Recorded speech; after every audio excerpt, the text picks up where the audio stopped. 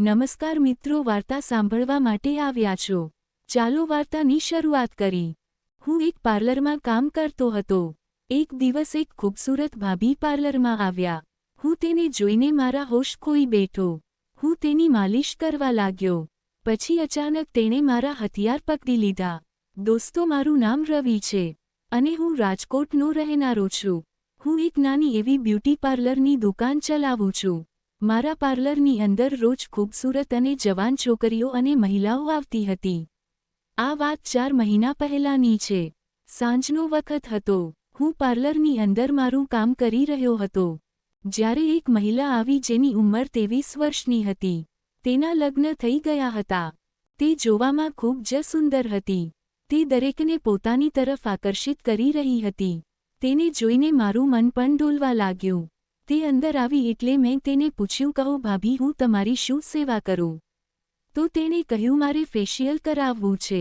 મારા રજિસ્ટરની અંદર એન્ટ્રી કરવા માટે મેં તેનું નામ પૂછ્યું તો તેણે પોતાનું નામ શિવાની જણાવ્યું। મેં કહ્યું, ઠીક છે શિવાની ભાભી, તમે પેલી ખુરશી ઉપર બેસી જાવ અને રિલેક્સ થઈ જાવ। શિવાની ભાભી પણ રિલેક્સ થઈને ખુરશી ઉપર બેસી ગયા। મેં પૂછ્યું, શિવાની ભાભી, તમારે કેવું ફેશિયલ કરાવવું છે? તો શિવાની ભાભી કહેવા લાગ્યા, મને ફૂલ સ્પેશિયલ મસાજ કરી આપો। મેં કહ્યું, ઠીક છે। હું ખુરશીની પાછળ ગયો અને ફેશિયલ કરવા લાગ્યો। જ્યારે હું તેને આઈબ્રો બનાવવા માટે આગળ આવ્યો ત્યારે આઈબ્રો બનાવતા બનાવતા મારા હાથ કેટલી વખત તેની બોડી સાથે ટચ થઈ ગયા। તે હંમેશા મુસ્કુરાઈને જવાબ દેતી હતી। લગભગ 1 કલાક પછી ભાભીનું ફૂલ ફેશિયલ થઈ ગયું। તેણે મને પૈસા આપ્યા અને જવા લાગ્યા। પછી તેણે કંઈક યાદ આવ્યું। મને કહ્યું, તારું નામ શું છે? મેં કહ્યું, ભાભી, મારું નામ રવિ છે। તેણે કહ્યું, તું મને તારો નંબર આપ, મારે કોઈ જરૂર હશે તો હું તારી સાથે વાત કરીશ। મેં ભાભીને મારો નંબર આપ્યો। લગભગ 6 દિવસ પછી રાત્રે 9 વાગ્યે મને ફોન આવ્યો। મેં ફોનમાં શિવાની ભાભીનું નામ વાંચ્યું। વિચારવા લાગ્યો કે ભાભી અત્યારે ફોન શા માટે કરતા હશે। મેં ફોન ઉપાડ્યો તો શિવાનીએ કહ્યું, રવિ, તું ક્યાં છે? મેં કહ્યું, અત્યારે તો હું ઘરે છું। તો ભાભી કહેવા લાગ્યા, મારી એક દોસ્ત છે અને તેના લગ્ન છે। તેને મેકઅપ કરાવો છે। તો મેં કહ્યું, ભાભી, રાતે હું સર્વિસ નથી આપતો। આ મારું કામ નથી। ત્યારે શિવાની ભાભી બોલ્યા, પ્લીઝ આવી જા, ખૂબ જ જરૂરી છે। આ સિઝનમાં બીજું કોઈ મળશે નહીં। મેં કહ્યું, ભાભી, હું નહીં આવી શકું। તો ભાભી ફરી કહેવા લાગ્યા, અરે આવી જા, તારી જેટલી પણ ફીસ થશે તેનાથી 2 ગણી હું તને અપાવી દઈશ। પૈસાની વાત સાંભળીને હું વિચારવા લાગ્યો કે 2 કલાકની વાત છે અને ડબલ ફીસ પણ મળે છે એટલે જતો રહું। મેં વિચારીને ભાભીને કહ્યું, ઠીક છે, હું આવું છું। તમે મને એડ્રેસ મેસેજ કરી દો। ભાભીએ કહ્યું, ઠીક છે, હું તને એડ્રેસ મોકલું છું। થોડીવાર પછી હું તે એડ્રેસ ઉપર જઈને ડોરબેલ વગાડી અને જ્યારે દરવાજો ખોલ્યો તો સામે શિવાની ભાભી ઊભા હતા। તે આજે ખૂબ જ સુંદર લાગી રહ્યા હતા। તે કોઈ સાઉથના ફિલ્મની હિરોઈન લાગી રહ્યા હતા। તેણે મને અંદર બોલાવ્યો અને પછી હું સોફા ઉપર બેઠો। પછી શિવાની ભાભીએ કહ્યું, તે દિવસે તમે મારો પહેલીવાર મેકઅપ કર્યો હતો। તે મને ખૂબ જ સારો લાગ્યો હતો। આજે તમે મને સરસ મજાનો મેકઅપ કરી દો। કોઈ પણ મને જોઈને એમ ન કહી શકે કે આમાં કાંઈ કમી છે। ના કહીએ પહેલીવારનો મતલબ શું થયો? ભાભી બોલી, તમે જે ફેશિયલ મસાજ કર્યો હતો તેમને પહેલીવાર કરાવ્યો હતો। મને ખૂબ જ સારો લાગ્યો હતો। તો મેં તેને કહ્યું, શું તમે પહેલાં ક્યારેય મસાજ નથી કરાવ્યું? તો ભાભીએ કહ્યું, આમ તો ઘણી જગ્યાએ મેં ફેશિયલ મસાજ કરાવ્યો છે પણ મજા તમારાથી જ મળી છે।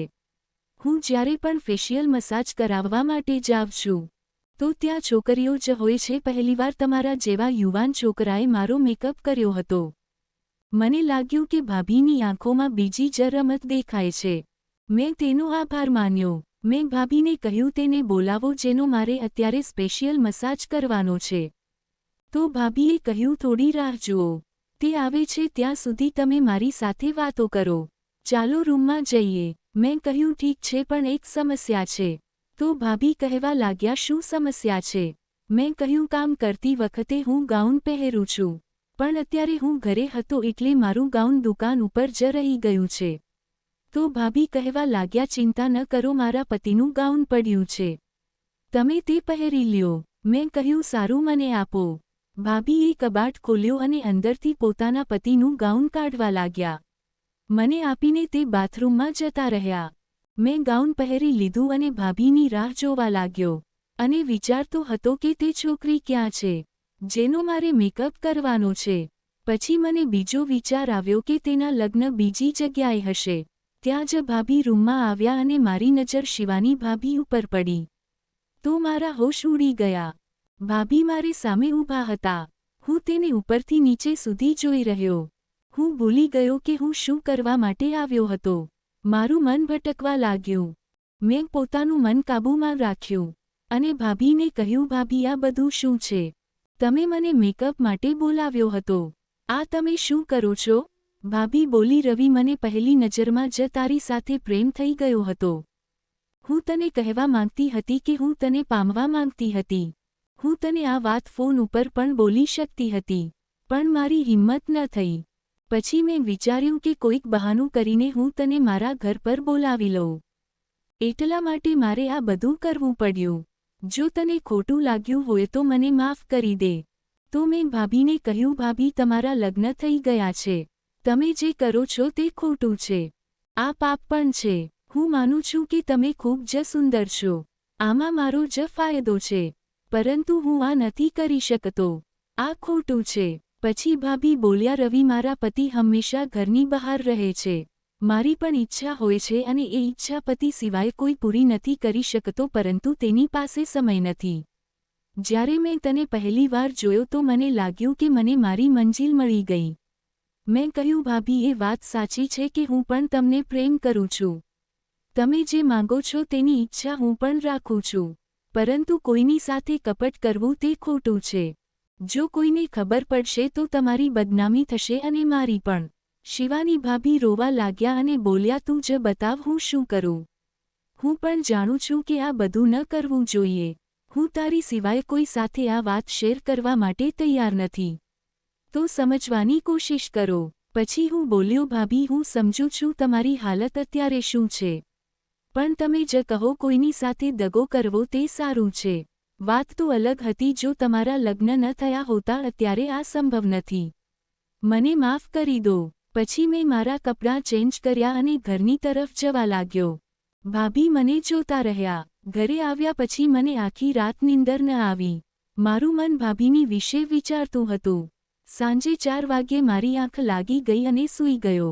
સવારે 7 વાગે જાગીને હું રોજની જેમ મારા કામ ઉપર જતો રહ્યો. ધીમે ધીમે આ વાતને 3 મહિના થઈ ગયા. શિવાની ભાભી પછી મારા પાર્લર પર ના આવ્યા. પરંતુ અચાનક એક દિવસ સાંજના 6 વાગે હું મારી દુકાન બંધ કરતો હતો. ત્યારે મને થયું કે મારી પાછળ કોઈ ઊભું છે.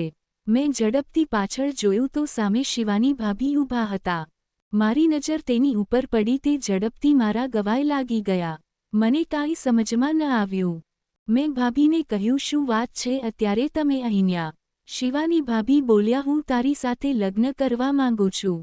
હવે હું તારી વગર નથી રહી શકતી. મારા પતિનું એક કાર એક્સિડન્ટમાં મોત થઈ ગઈ છે. હવે હું બિલકુલ એકલી થઈ ગઈ છું. મારું આ દુનિયામાં તારી સિવાય કોઈ નથી. શું તું મારી સાથે લગ્ન કરીશ? આટલું કહીને તે રડવા લાગી. મેં તેને આશ્વાસન આપ્યું અને તેની પીઠ થપથપાવી. તેની વાત સાંભળીને મને પણ ખૂબ જ દુઃખ થયું. તેણે મારી આંખોમાં જોયું. મને તેની આંખોમાં નિસ્વાર્થ પ્રેમ નજરે આવી રહ્યો હતો. હું પણ તને ખૂબ પ્રેમ કરતો હતો.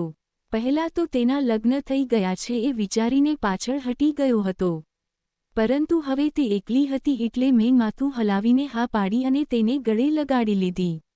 થોડા દિવસ પછી અમે બંને લગ્ન કરી લીધા અને સાથે રહેવા લાગ્યા. સાથે પાર્લર ચલાવવા લાગ્યા. આવી જ વાર્તા સાંભળવા માટે ચેનલને સબસ્ક્રાઇબ કરજો દોસ્તો. ધન્યવાદ.